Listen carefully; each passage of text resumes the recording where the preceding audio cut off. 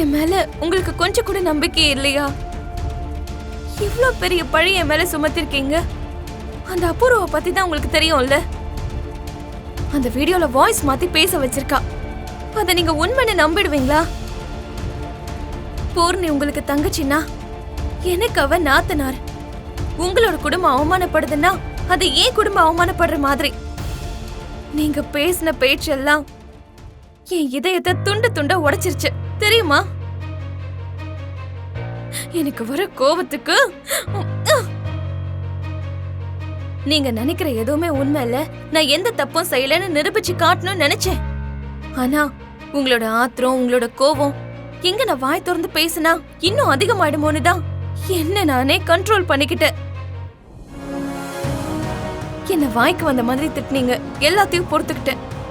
ஆனா ஒண்ணு மட்டும் ஞாபகம் வச்சுக்கோங்க மாமா, இன்னைக்கு இல்லனாலும் நாளைக்காவது நான் எந்த தப்பும் செய்யலைங்கிற உண்மைய நீங்க தெரிஞ்சுக்க தான் போறீங்க. நீங்க எதுக்காக இப்படி பண்ணீங்க மாமா? எதுக்காக இப்படி பண்ணீங்க சொல்லுங்க. ஏன் இப்படி பண்ணீங்க சொல்லுங்க மாமா, சொல்லுங்க மாமா, சொல்லுங்க. பூமி பூமி பூமி பூமி பூமி பூமி பூமி பூமி பூமி பூமி பூமி பூமி பூமி.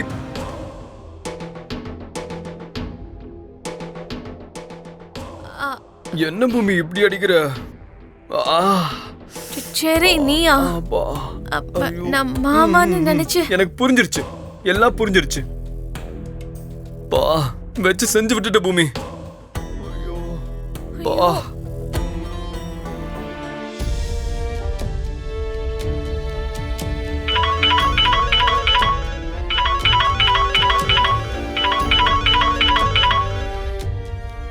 அத்தை. பூமி எப்படி இருக்கம்மா? நீங்க எப்படி இருக்கீங்க அத்தை? நீங்க இல்லாம நாங்க எப்படி இருப்போன்னு உனக்கு தெரியாதா? நீங்க என் மேல வச்சிருக்கிற பாசம் எனக்கு தெரியும் அத்தை. ஆனா உங்க புள்ளையோட வார்த்தைய மீற முடியாது. நான் அவரோட வார்த்தைய மதிக்காம அங்க இருக்கவும் முடியாது. உங்களை எவ்வளவு கஷ்டப்படுத்துறேன்னு எனக்கு புரியுது. ஆனா என்ன பண்றது? அந்த அபூர்வா நம்ம வாழ்க்கையே கேள்விக்குறியாக்கணும்னு பாக்குறா. நம்ம சேர்ற மாதிரி சேர்ந்து திரும்பவும் பிரிஞ்சிடுறோம்.